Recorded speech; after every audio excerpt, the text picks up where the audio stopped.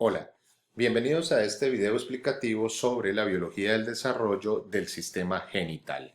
El objetivo consiste en hacer una descripción de manera general del desarrollo del sistema genital, lo que corresponde a las gónadas y a los órganos sexuales externos a partir del establecimiento del sexo biológico.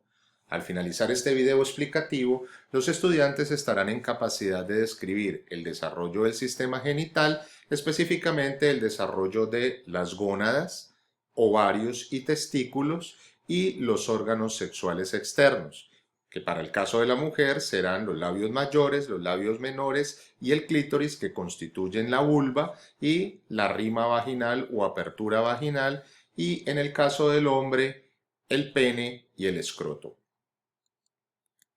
El mapa conceptual de este video explicativo parte de una introducción que contextualiza el desarrollo de estas estructuras para luego describir la biología del desarrollo de las gónadas, de los conductos genitales, de las glándulas asociadas, de los genitales externos y finalmente llegar a unas conclusiones.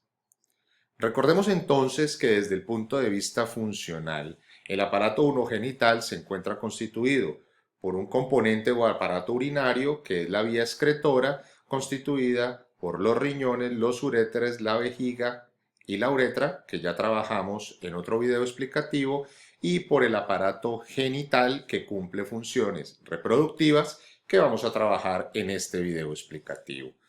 Ambos elementos, ambos aparatos, tanto el urinario como genital, tienen origen embrionario y anatómico en el mesodermo intraembrionario intermedio, en una estructura morfofuncional que recibe el nombre de pliegue mesodérmico común, común para el aparato urinario y común para el aparato genital, porque allí se van a formar tanto los riñones como las gónadas.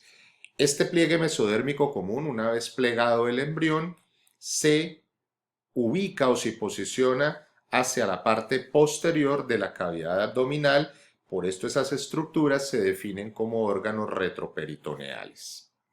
Es importante también recordar el papel fundamental que tiene el intestino primitivo posterior a partir de la cloaca para constituir los conductos excretores, no solo los asociados a la vía digestiva, sino los asociados a la vía urinaria, que siguen siendo importantes en este video explicativo porque para el caso de los hombres la vía genital espermática es la misma que la vía excretora urinaria.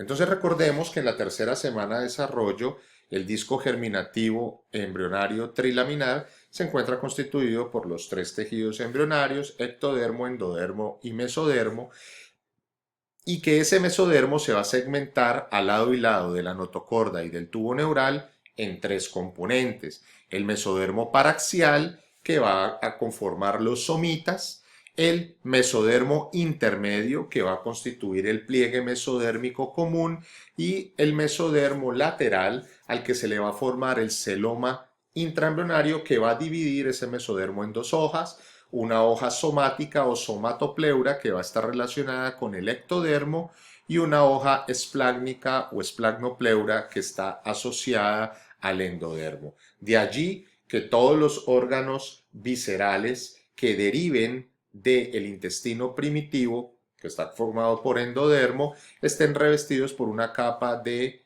la hoja esplágnica del mesodermo intraembrionario lateral. Vamos a hablar entonces del desarrollo de las gónadas. Las gónadas, bien sea testículos u ovarios, se originan a partir de básicamente la interacción de tres tejidos desde el punto de vista histológico. Un mesotelio, que constituye un epitelio mesodérmico diferenciado en la pared abdominal posterior; un mesénquima subyacente, que va a dar origen a todo el tejido conectivo embrionario; y un mesotelio, que va a dar origen o del cual derivan las células germinales primitivas. Entonces, a la quinta semana de desarrollo, ese mesotelio se engrosa hacia el lado medial del mesonefros. Recordemos la importancia del mesonefros, que era el primer riñón análogo a los peces, y allí prolifera el epitelio y prolifera el mesénquima subyacente, dando origen a pliegues o crestas gonadales o crestas genitales que van a configurar la gónada indiferenciada. Indiferenciada porque todavía no tiene ni componentes testiculares ni tiene componentes ováricos. Deberá esperar a la expresión de los factores determinantes testiculares, productos los FDT derivados de el gen SRY, o a la ausencia de los mismos para diferenciarse. En esta cresta gonadal crecen unos cordones epiteliales con forma de dedos digitiformes que proliferan hacia el mesénquima subyacente y forman unos cordones gonadales. En los hombres, en los individuos masculinos XY, estos cordones gonadales se denominan conductos de Wolff. En las mujeres, en los individuos femeninos, en los XX, estos cordones gonadales se constituyen o se denominan conductos de Müller. Este gráfico es bastante interesante porque nos va a explicar la conformación de esos epitelios, de ese mesotelio que se diferenció en el pliegue mesodérmico común para configurar la gónada, y la migración de las células primordiales desde el saco vitelino. Entonces, fíjense, aquí tenemos el pliegue mesodérmico común que ya se ha diferenciado en básicamente los tres tipos de riñón. Tenemos el remanente del pronefros, tenemos el mesonefros y tenemos el metanefros. Y allí, adyacente al mesonefros, se forma el primordio de la gónada. Entonces, fíjense cómo células del saco vitelino constituyen la tercera oleada migratoria. ¿Se acuerdan de las dos primeras oleadas? La primera oleada migratoria del hipoblasto, ¿no es cierto?, que constituía la membrana, o la primera oleada migratoria del hipoblasto iba a configurar la membrana exocelómica que permitía que la cavidad blastocística se diferenciara en cavidad exocelómica, y la segunda oleada migratoria de células del epiblasto iba a migrar hacia la cavidad amniótica y hacia esa cavidad exocelómica para interponerse hacia la cavidad amniótica, entre el amnios y el citotrofoblasto, hacia la cavidad exocelómica, entre la membrana exocelómica y el citotrofoblasto, para dar origen al mesodermo extraembrionario. Ahora, esta tercera oleada de células que se desprenden del endodermo del saco vitelino se denominan células primordiales, y estas células germinales primordiales, fíjense la migración, salen del saco vitelino, cruzan por el mesenterio, listo, llegan a la parte posterior de la región abdominal del feto y se ubican hacia la cresta gonadal del pliegue mesodérmico común. Y allí van a configurar entonces la gónada. De estas células germinales primordiales, si recordamos las primeras clases, se van a diferenciar las espermatogonias en el hombre y las ovogonias en las mujeres. Entonces, ¿cuál es el origen de las espermatogonias y las ovogonias? Las células germinales primordiales que constituyeron la tercera oleada migratoria desde el hipoblasto. Estas células germinales primitivas o células germinales primordiales son lo mismo. Migran a la cuarta semana de desarrollo desde el saco vitelino, muy próximo al alantoides, cruzan ese mesenterio dorsal, que es este que estamos ubicando acá, penetran el mesénquima subyacente de la pared posterior del abdomen y se incorporan al pliegue mesodérmico común, lo que correspondería a la cresta gonadal, y ayudan a configurar los cordones gonadales, bien sea de Wolff o de Müller, para diferenciarse bien sea en ovogonia o espermatogonia. Tenemos entonces una gónada indiferenciada que histológicamente está constituida por una corteza externa y una médula interna. En los individuos XX o mujeres, la corteza externa se va a diferenciar en ovario y en los individuos XY, o sea, en los hombres, la corteza externa va a involucionar.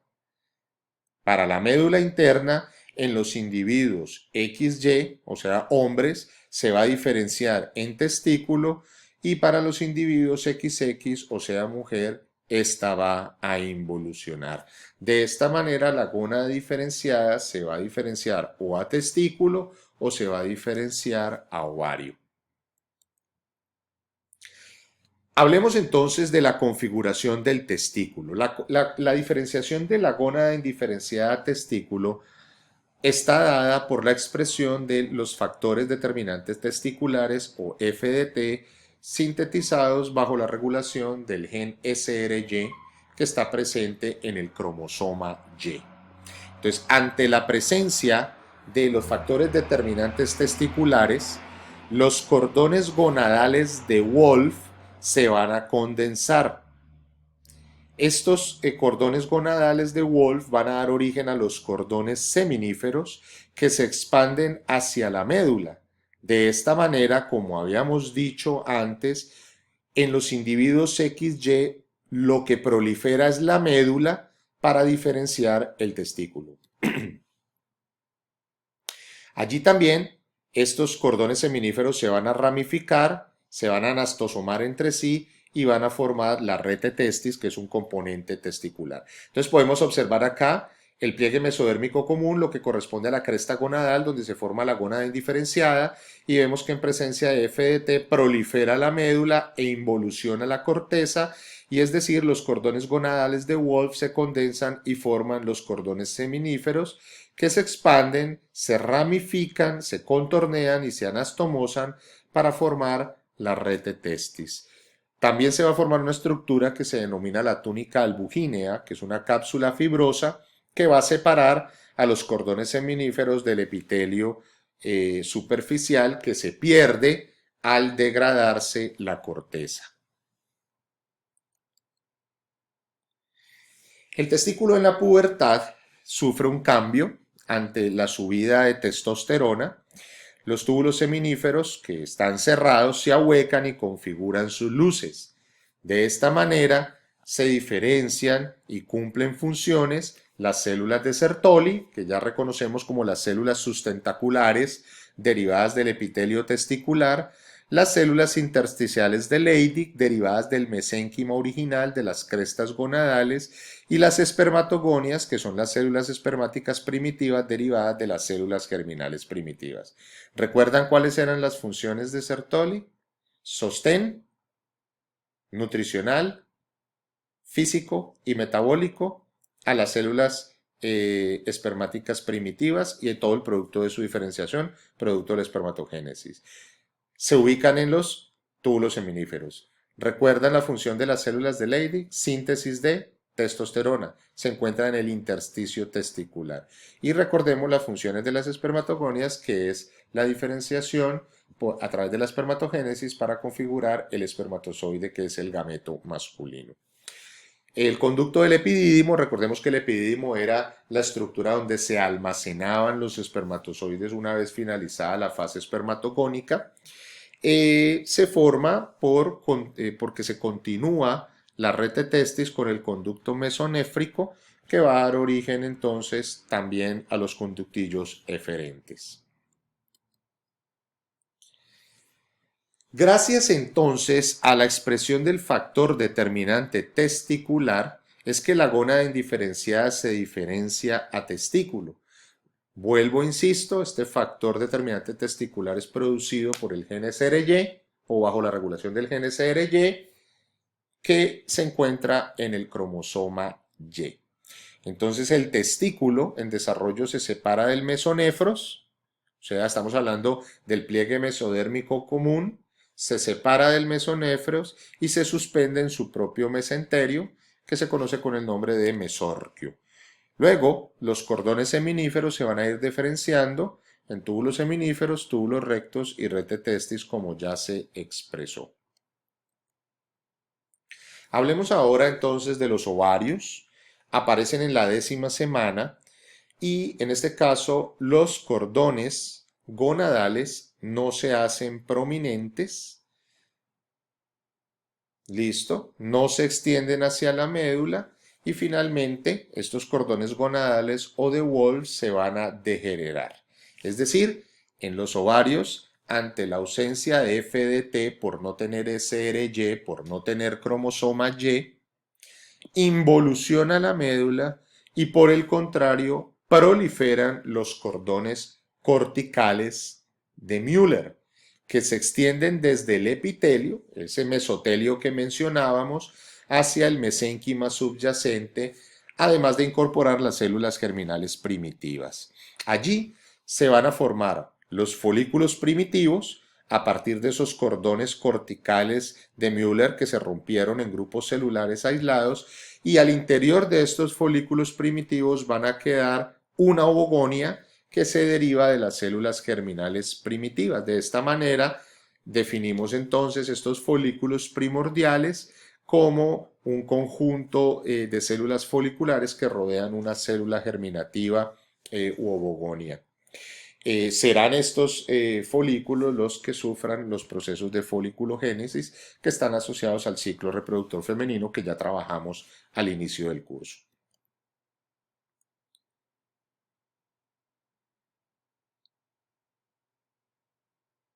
Recordemos entonces también que las ovogonias van a irse diferenciando a través de los procesos de ovogénesis en ovocitos primarios y que este proceso ocurre, a diferencia del hombre, antes del nacimiento, porque en el hombre ocurre después de la pubertad.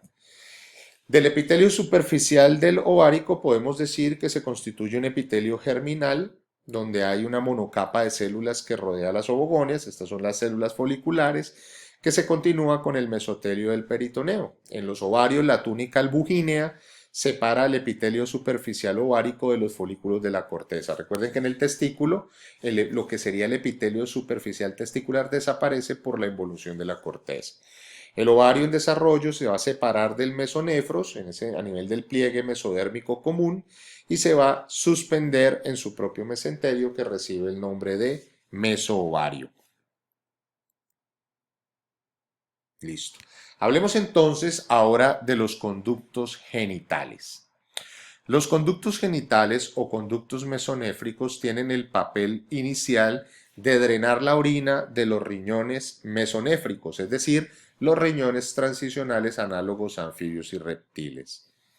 Gracias a la presencia de testosterona, cuando ya hablamos de testículos fetales en la 8ª semana, estamos hablando de los individuos XY, la porción distal de estos conductos mesonéfricos se diferencia en el epidídimo y los conductos eferentes. La porción media y proximal se diferencia en el conducto deferente y el conducto eyaculador, y una vaginación lateral del conducto mesonéfrico se diferencia en la vesícula seminal. En los individuos XX, o sea en las mujeres, los conductos mesonéfricos desaparecen absolutamente y dejan varios remanentes: el apéndice vesicular y el quiste de Gardner, el epoóforo y el paraóforo. Veamos entonces en esta imagen, obviamente de un individuo XY, cómo tenemos la configuración ya del seno urovesical. Tenemos la vejiga, la uretra y tenemos la uretra inclusive peniana.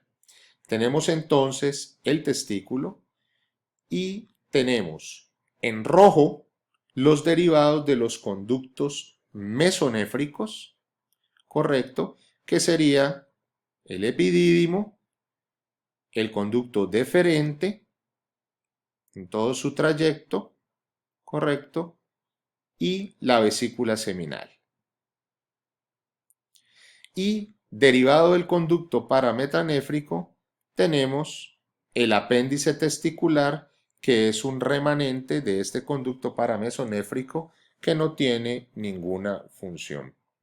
Ahora, es importantísimo recordar que los conductos mesonéfricos son los mismos conductos de Wolff y que los conductos parametanéfricos son los mismos conductos de Müller.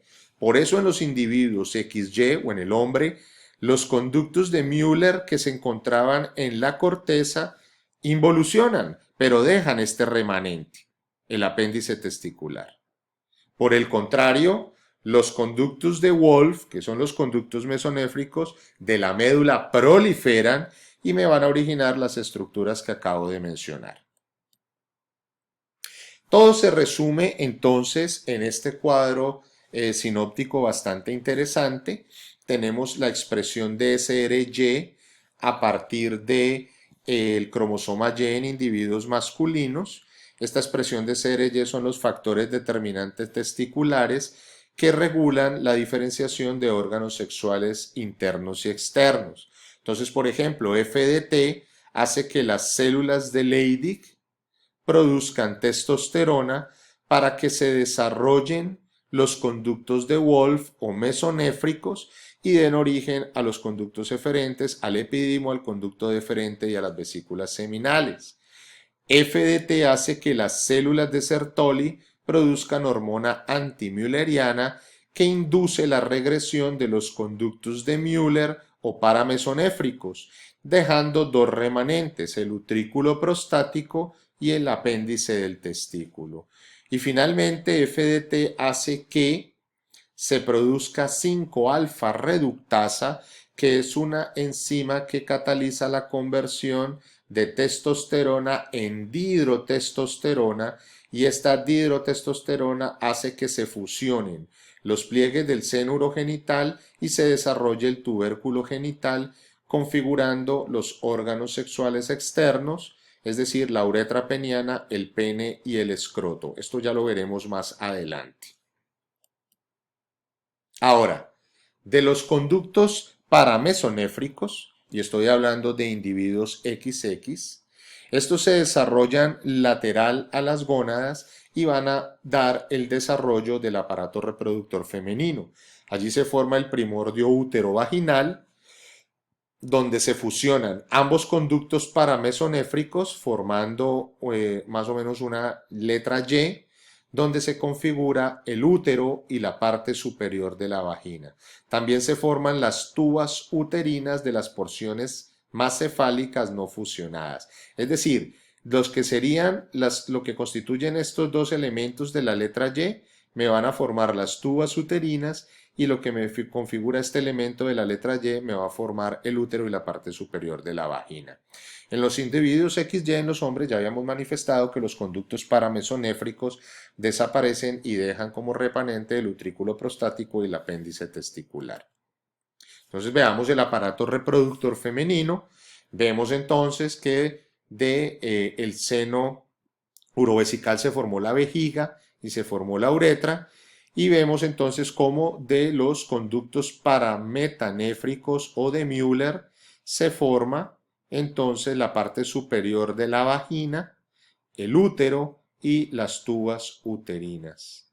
Y de los mesonéfricos, que son los cordones de Wolff, tendremos entonces unos derivados que ya definiremos. Fíjense que la parte inferior de la vagina se forma también del seno urovesical, que dio origen a la uretra y que dio origen a la vejiga.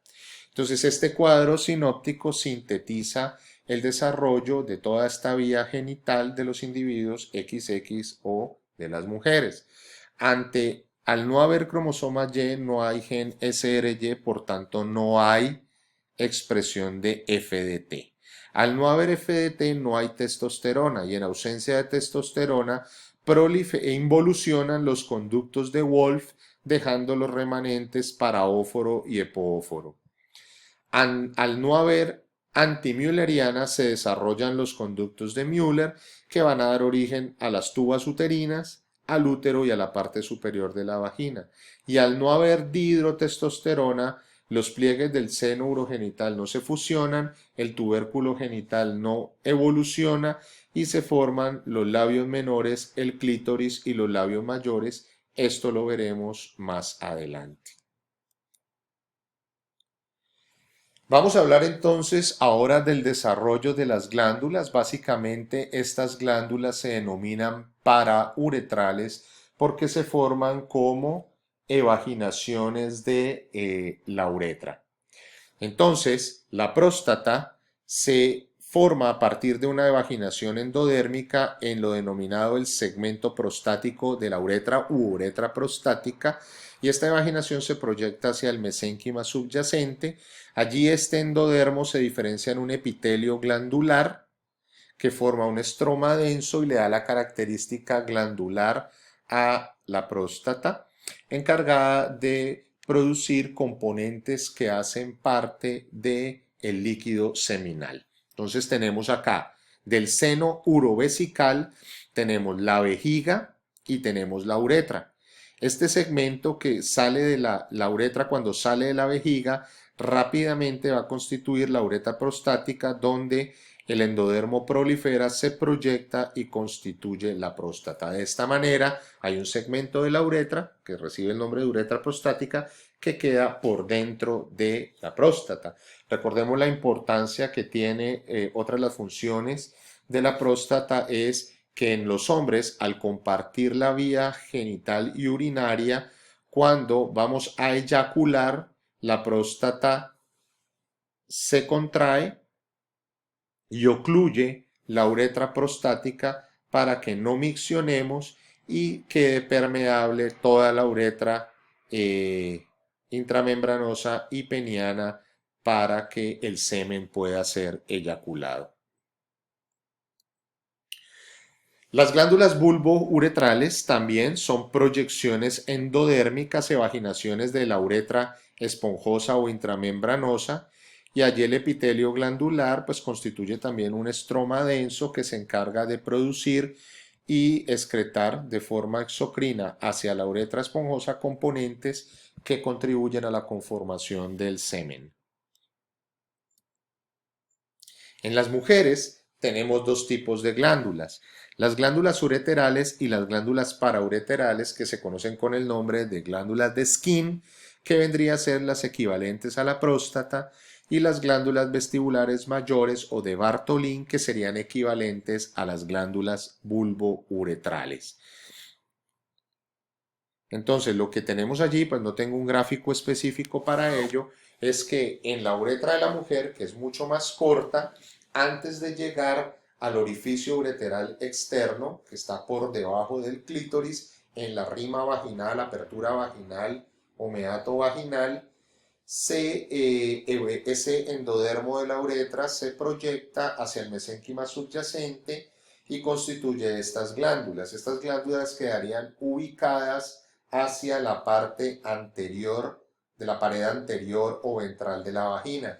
Yo les decía a ustedes al iniciar el curso que la vagina es una glándula, es un órgano hueco que no cuenta con glándulas ni en su lámina propia ni en la submucosa. Por tanto, es un órgano cuya luz total siempre mantiene colapsada y que en la cópula serán los productos de las glándulas de Skene y de Bartholin las que se encarguen de lubricar la entrada o la apertura vaginal para que cuando el pene empiece la cópula, pues lubrique y la penetración sea mucho más suave y no sea deleteria.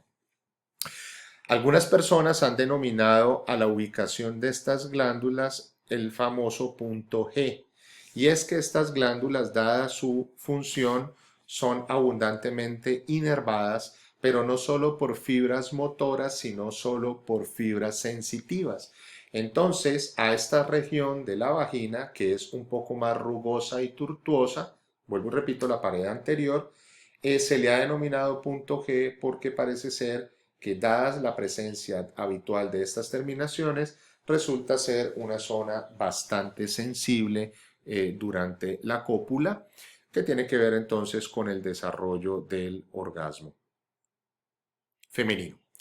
Hablemos entonces, y ya finalizamos este video explicativo, con los genitales externos. A la séptima semana de desarrollo ya existen unos genitales externos indiferenciados. La diferenciación va a empezar a la 9ª semana de desarrollo y a la 10ª semana de desarrollo ya se encuentra totalmente diferenciados. Entonces, desde la semana 12 es posible determinar el sexo genital del embrión o del feto. Pues por supuesto, si tiene pene, será masculino, si tiene vulva, será femenino. Hay dos elementos fundamentales de estos genitales externos indiferenciados que van a sufrir las modificaciones para generar uno u otro órgano, bien sea pene o vulva. Hablamos entonces del tubérculo genital, que se ubica en el extremo más cefálico de la membrana cloacal y se forma por la proliferación del mesénquima, que constituye un falo primitivo por alargamiento. Y la otra estructura son los pliegues urogenitales, que constituyen unas estructuras denominadas tumefacciones labioescrotales. Entonces, lo que tenemos en esta gráfica entonces es el tubérculo genital, los pliegues urogenitales, que vemos aquí como en este rosado, y las tumefacciones labioescrotales que vemos aquí en morado. Aquí tengo una microscopía electrónica de barrido de un embrión en un estadio de genital externo indiferenciado. Recordemos entonces que el tabique urorectal separa a la cloaca, y cuando separa la cloaca en el seno urovesical y en el componente anorrectal o rectal del intestino primitivo posterior, este tabique urorectal se va a fusionar a la membrana cloacal en la 6ª semana y va a generar una membrana anal dorsal y una membrana urogenital ventral en la región del perineo. La membrana anal dorsal pues correspondería a el desarrollo del proctodeo, que después se romperá y permitirá la comunicación del canal anal con el medio externo. Para lo que nos interesa, la membrana urogenital, ubicada por debajo del surco urogenital y delimitada por las crestas urogenitales, va a configurar los órganos sexuales externos. El ano, vuelvo y repito, se configurará por el rompimiento de esa membrana anal dorsal, y el orificio urogenital se establecerá a partir de la rotura de la membrana urogenital. Entonces, en el hombre, ante la presencia de testosterona, estos genitales indiferenciados se van a diferenciar tendiendo hacia la masculinización. De esta manera, el tubérculo genital va a proliferar y va a tener un crecimiento de elongación que va a constituir el pene. Luego el surco uretral, con sus paredes laterales muy bien formadas por las crestas urogenitales en la superficie ventral del pene, pues va a dar paso a la uretra intrapeniana o esponjosa. Esta uretra se va a formar a partir de una placa uretral donde proliferan células endodérmicas, y cuando se fusionan los pliegues urogenitales a lo largo de la superficie ventral del pene, la uretra también se va a plegar a sí misma y se va a fusionar. ¿Qué es lo que está ocurriendo aquí? Entonces veamos el órgano genital indiferenciado. Tenemos el tubérculo genital, tenemos los pliegues urogenitales y tenemos las tumefacciones labioescrotales. Tenemos el surco uretral, que va a dar origen a la uretra, y ese surco uretral va a estar delimitado por la placa ureteral o uretral de endodermo. Ya sabemos de dónde sale ese endodermo. ¿Qué ocurre en el hombre? Que el falo va a dar origen, o el tubérculo genital va a dar origen al glande del pene y a cierta parte del falo, y los pliegues urogenitales se van a fusionar en la línea media, correcto, constituyendo algo que se llama el rafé peniano, y al establecerse esa fusión, los pliegues, al fusionarse los pliegues urogenitales, la placa ureteral también se va a fusionar y va a dar origen a la uretra esponjosa o a la uretra peniana. De esta manera, la fusión de sus pliegues urogenitales van a constituir el resto del falo del pene, y la fusión de las tumefacciones labioescrotales van a constituir el escroto. que más adelante van a recibir al testículo. Entonces fíjense que la diferenciación de los genitales indiferenciados a los órganos sexuales externos masculinos se da por proliferación del tubérculo genital, fusión de pliegues urogenitales para constituir el falo o el cuerpo del pene y fusión de tumefacciones labioescrotales para constituir el escroto. De allí se van a empezar a formar las estructuras que constituyen el pene, se va a formar pues del cordón peniano, es una invaginación ectodérmica que va a crecer desde la punta del glande hacia la raíz del pene, y se va a encontrar en su recorrido con la uretra esponjosa, de tal manera que va a completar la parte terminal de la uretra y desplazar el orificio uretral externo hacia la punta del glande para que podamos miccionar.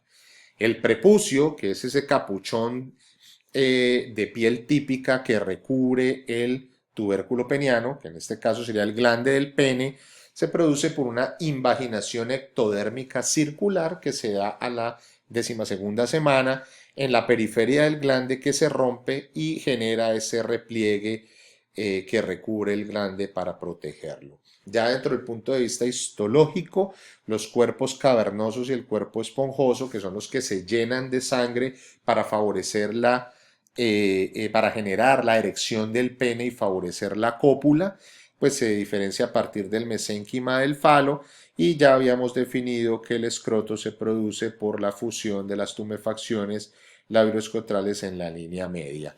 Estas fusiones, tanto de los, me devuelvo, tanto de los pliegues urogenital como de las tumefacciones labioescrotales van a generar el rafé peniano y el rafé escrotal, que se aprecian postnatal como una línea parda bastante oscura por la concentración de melanocitos y de melanina.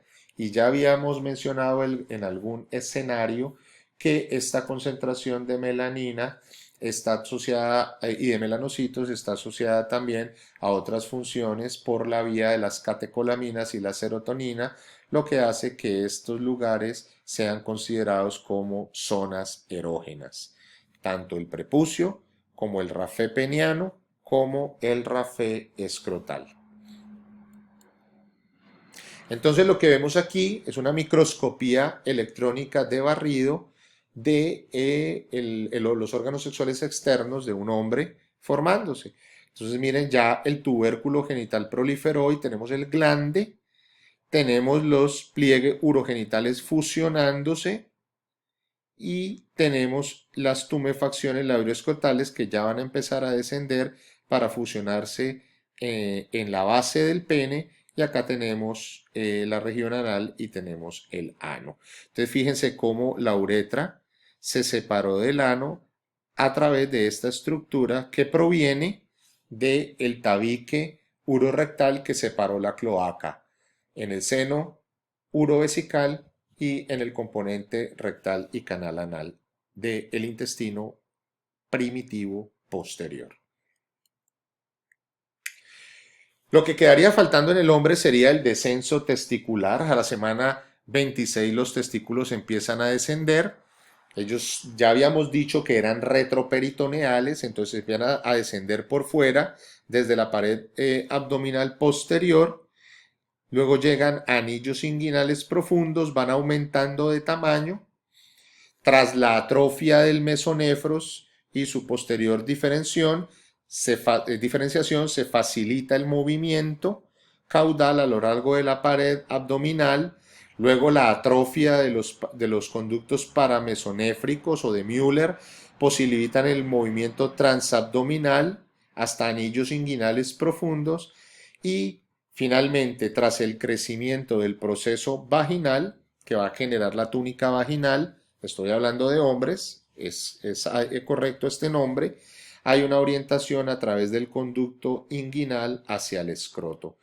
Todo este proceso de descenso está guiado por un ligamento que se conoce como el gubernáculo, y en la medida que ese gubernáculo va involucionando y desapareciendo, es el que va haciendo el efecto de arrastre para que los testículos desciendan y se alojen finalmente en el escroto.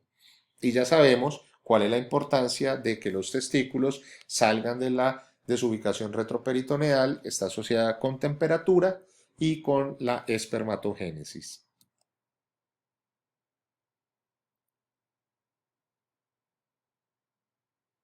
Bueno, esto es básicamente lo mismo que ya había mencionado. Aquí estoy trabajando lo del gubernáculo y su ubicación y básicamente la configuración del proceso vaginal.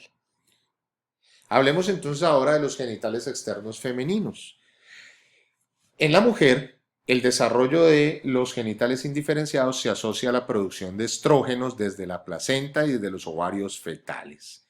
Lo que sucede es que disminuye el crecimiento del tubérculo genital, lo que va a configurar el clítoris, los labios menores, el frenillo de los labios menores, que es el punto de unión al clítoris, se produce por la unión de los pliegues urogenitales en la parte más posterior y los labios menores se producen por diferenciación de los pliegues urogenitales que no se fusionan y que permean el seno uretral que simplemente va a configurar la parte inferior de la vagina y el meato urinario, es decir, donde desemboca la uretra, va a estar inferior o posterior a el clítoris, allí en el frenillo de los labios menores.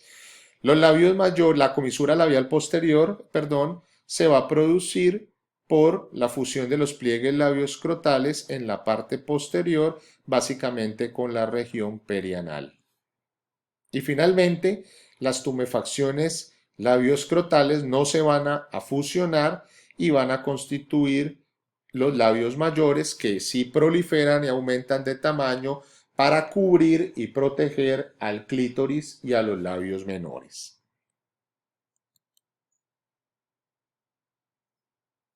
De la comisura labial anterior se va a constituir por la fusión de los pliegues labioscrotales. En la parte anterior se va a conformar el monte de Venus y, como les decía, los labios mayores se forman por diferenciación de los pliegues labioscrotales, que serían homólogos al escroto, pero estos no se fusionan. Sí se van a cerrar hacia la línea media sin fusionarse para proteger pues tanto al clítoris como a los labios menores, que son órganos mucosos. Observamos aquí entonces el clítoris, la comisura labial anterior, la comisura labial posterior, los labios menores, el orificio ureteral externo y el orificio vaginal que en el desarrollo embrionario y fetal, inclusive en la vida neonatal, va a estar obturada por un pliegue mucocutáneo que se conoce con el nombre de himen.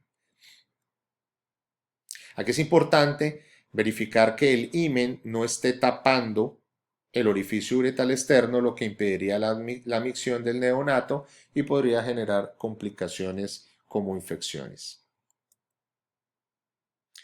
Los ovarios también descienden. Recuerden, cuando ascienden los riñones, la gónada desciende, estos ovarios descienden desde la pared abdominal posterior hasta la pelvis por debajo del borde pélvico. También son arrastrados por el gubernáculo que se une al útero cerca de la inserción de las tubas uterinas. Básicamente, la porción craneal del gubernáculo forma el ligamento ovárico y la porción caudal del gubernáculo forma el ligamento redondo del útero. Y en las mujeres el proceso vaginal desaparece generando un remanente que se llama conducto de Nuc. Aquí vemos el desarrollo de los genitales externos de una mujer. Vemos entonces el clítoris a partir del tubérculo genital. Vemos el orificio uretal externo donde desemboca la uretra. Vemos el seno urogenital que va a ser la apertura vaginal o la rima vaginal. Y vemos los pliegues urogenitales que no se fusionan y vemos las tumefacciones labioescrotales que empiezan a cubrir todo. Acá tenemos la región perianal, esta región constituida por el tabique urorectal y tenemos la región anal finalmente. ¿Qué es importante entonces de este video explicativo? Todo el desarrollo del sistema genital, lo que corresponde a las gónadas y los órganos sexuales externos. Las gónadas formadas en ese pliegue mesodérmico común del mesodermo intraembrionario intermedio, y los órganos sexuales externos, que son producto de la relación del endodermo, que proviene de la división de la cloaca en el seno urovesical y de todo ese mesénquima subyacente. Con esto damos por terminado no solo este video explicativo, sino todo el curso de biología del desarrollo.